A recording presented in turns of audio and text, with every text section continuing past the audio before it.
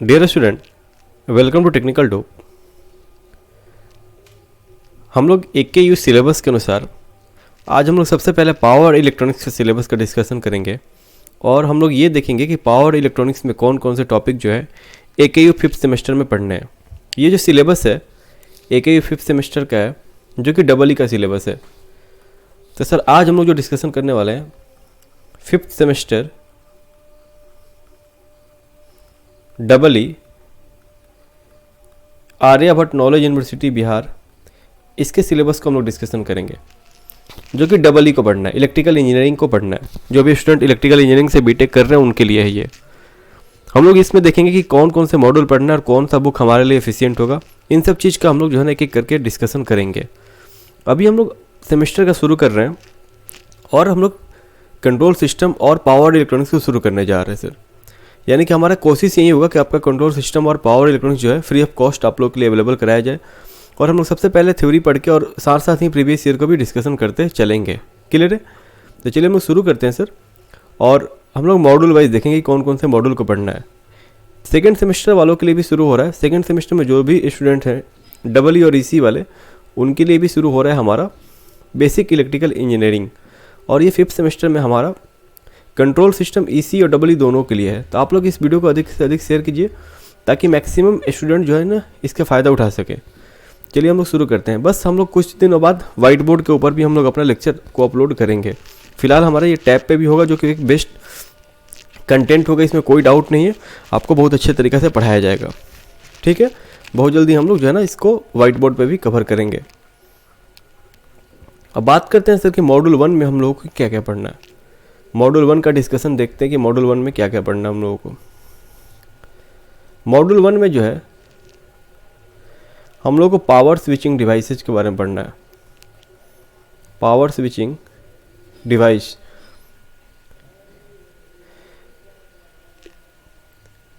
ठीक है, power switching device के बारे में पढ़ना है, जिसमें हम लोग को पढ़ना क्या क्या है सर? डायोड,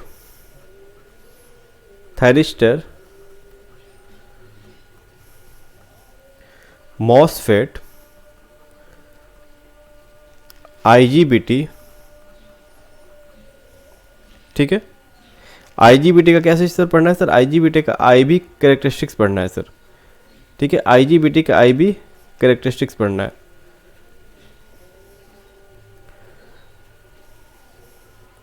फिर हम लोग को पढ़ना है sir firing circuit of thyristor. Firing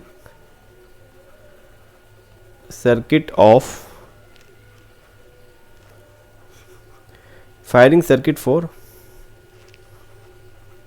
thyristor. ठीक है सर। इसके बाद जो है हम लोगों को voltage and current commutation of A thyristor पढ़ना है सर।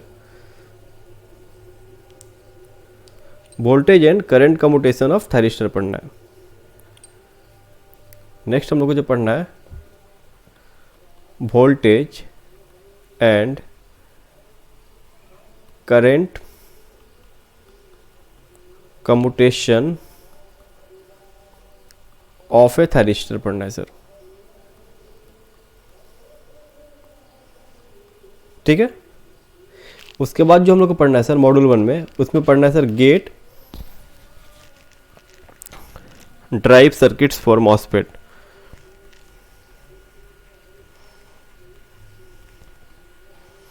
And IGBT। इतने टॉपिक हमको मॉड्यूल 1 में पढ़ना है और हम लोग जो है ना एक एक करके एक एक टॉपिक को बहुत अच्छे तरीके से कवर करने का कोशिश करेंगे और कवर किया भी जाएगा। ये हमारा मॉड्यूल 2 का डिटेल था। अब देखो मॉड्यूल 1 का था। अब मॉड्यूल 2 में देखते हैं कि हम लोगों को क्या क्या चीज़ें पढ़नी है। मॉड्यूल 2 में जो है इसमें जो हमारा पढ़ना है सर रेक्टिफायर के बारे में पढ़ना है। यानी कि हमारा जो टॉपिक होगा इसमें थायरिस्टर रेक्टिफायर्स। ठीक है, इसमें जो हम लोग को पढ़ना है सर वो मैं यहाँ पे लिखते चलता हूँ। Single phase, half wave and full wave rectifiers. ठीक है, single phase and half phase, sorry single phase, half wave and full wave rectifier. Clear है, ये हमारा सबसे पहला टॉपिक होगा। फिर हम लोग इसी में आगे पढ़ेंगे sir single phase, full bridge, thyristor rectifier with R load, ठीक है, रेजिस्टिव लोड के साथ, एंड हाईली इंडक्टिव लोड, ठीक है, हाईली इंडक्टिव लोड। क्लियर है, ये हमारा सिंगल फेज में देखो यही दो टॉपिक हमको पढ़ना है, सिंगल फेज और single phase, half wave and full wave में आपको जो है ना डायोड के साथ पढ़ना होगा, फिर आप लोग थायरिस्टर के साथ पढ़ना होगा। क्लियर है, उसके बाद जो है इसमें हम लोग को पढ़ना है थ्री फेज के बारे में, यानी कि हम लोग को पढ़ना होगा three phase, full bridge, three phase full bridge, thyristor rectifier with R load. सिर्फ इसमें आर लोड और हाईली इंडक्टिव लोड, यानी कि प्योरली इंडक्टिव भी बोल सकते हो या फिर आर एल लोड भी बोल सकते हो, R load and highly inductive load, ठीक है। उसके बाद से जो पढ़ना है इसमें input current wave shape and power factor, ठीक है। ये हमारा मॉड्यूल 2 का सिलेबस है। मॉड्यूल 1 का हो गया, मॉड्यूल 2 का भी हो गया। मॉड्यूल 3 में देखते हैं हम लोग को क्या क्या चीजें पढ़नी है। यानी कि अब क्या देखेंगे सर कि हमारा मॉड्यूल 3 में हमें क्या क्या चीजें पढ़नी है। क्लियर है, चलिए मॉड्यूल 3 का डिस्कशन करते हैं। तो मॉड्यूल 3 में हम लोग जो है ना जो पढ़ेंगे, हेडिंग होगा हमारा डीसी टू डीसी कन्वर्टर, ठीक है। अब देखते हैं इसमें हम लोग को टॉपिक कौन कौन से कवर करना है। सबसे पहले लिखो elementary chopper with and active switch and diode, ठीक है। उसके बाद से जो पढ़ना है सर इसमें concepts of duty ratio and average voltage. ये सब चीज़ें आपको डिटेल में पढ़ाई जाएंगी, शॉर्टकट भी बताया जाएगा, ठीक है। नेक्स्ट देखो concept of duty ratio and average voltage हो गया। अब इसमें आगे पढ़ना है sir power circuit of a buck converter. ये बहुत इंपॉर्टेंट है, सारे एग्जाम में पूछे जाते हैं। बक एंड बूस्ट, बक बूस्ट दो तीन टाइप के होते हैं बक कन्वर्टर, ठीक है। Power circuit of a buck converter, ठीक है। इसके अंदर देखो क्या क्या पढ़ना है सर। इसके अंदर जो पढ़ना है सर इसका एनालिसिस हम लोग को डीपली करना है। उसके बाद से हम लोग इसके वेवफॉर्म के बारे में पढ़ेंगे, वेवफॉर्म ऑफ या वेवफॉर्म एट स्टेडी स्टेट, ठीक है। उसके बाद से इसमें ड्यूटी रेशियो का इंपॉर्टेंट रोल है, उसको भी पढ़ेंगे। क्या पढ़ेंगे sir, duty ratio of output voltage. इतने सारे टॉपिक हम लोग इसमें पढ़ेंगे। क्लियर है। अब जो है ना बक के बारे में पढ़ लिए, अब हम लोग पढ़ेंगे sir power circuit of A boost converter, ठीक है। इसमें भी सेम चीज हम लोग करेंगे, इसका एनालिसिस करेंगे और इसका वेवफॉर्म कहाँ देखेंगे, स्टेडी स्टेट के ऊपर, यानी कि स्टेडी स्टेट में इसका वेवफॉर्म क्या हो बन रहा है उसका भी एनालिसिस करेंगे, ठीक है। उसके बाद इसमें पढ़ेंगे सर हम लोग relation between duty ratio and average output voltage, ठीक है,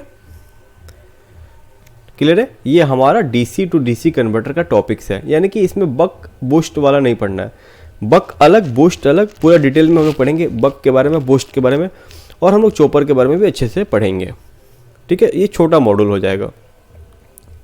अब बात करते हैं सर हमारा मॉड्यूल 4 में हमको क्या क्या डिस्कशन करनी है। मॉड्यूल 4 की बातें हम लोग थोड़ी कर लेते हैं। मॉड्यूल 4 में जो पढ़ना है सर, हमारा जो मॉड्यूल 4 का हेडिंग होगा sir, single phase and 3 phase voltage source inverter, clear है। अब इसमें हम लोग टॉपिक देखते हैं कि इसमें हम लोग को कवर क्या क्या करना है सर। सबसे पहले हम लोग को पढ़ना है सर पावर सर्किट ऑफ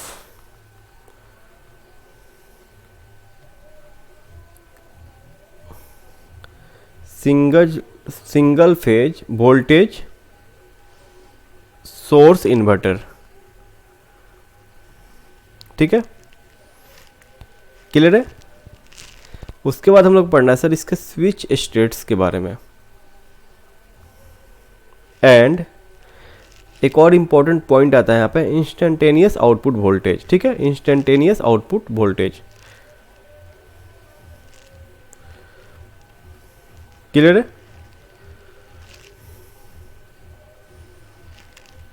उसके बाद से इसमें हम लोग को पढ़ना है sir square wave operation of the inverter, ठीक है। उसके बाद देखिए सर इसमें क्या पढ़ना है, concept of average voltage over A switching cycle, ठीक है। यहां तक क्लियर हो गया। अब हम लोग आगे पॉइंट लिखते हैं। फिर लिखो बाइपोलर साइनसॉइडल मॉड्यूलेशन के बारे में हम लोग को पढ़ना है, एंड यूनिपोलर के भी बारे में पढ़ना है। यूनिपोलर साइनसॉइडल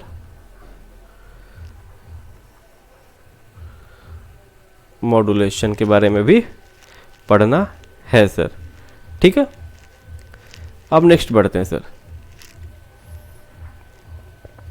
आगे जो पढ़ना है सर मॉड्यूलेशन इंडेक्स के बारे में पढ़ना है। मॉड्यूलेशन इंडेक्स के बारे में आपको पढ़ना है। उसके बाद से क्या पढ़ना है sir, and output voltage power circuits of A 3 phase voltage source inverter, ठीक है। यहां तक हो गया 3 फेज वोल्टेज सोर्स इन्वर्टर। अब इसमें भी हम लोग को सेम चीजें, स्विच स्टेट्स, ठीक है, इंस्टेंटेनियस, यानी कि इसको आप अलग भी लिख सकते हो, मॉड्यूलेशन इंडेक्स के बाद 3 पेज वाला अलग लिख सकते हो, लेकिन कोई इशू नहीं है। इंस्टेंटेनियस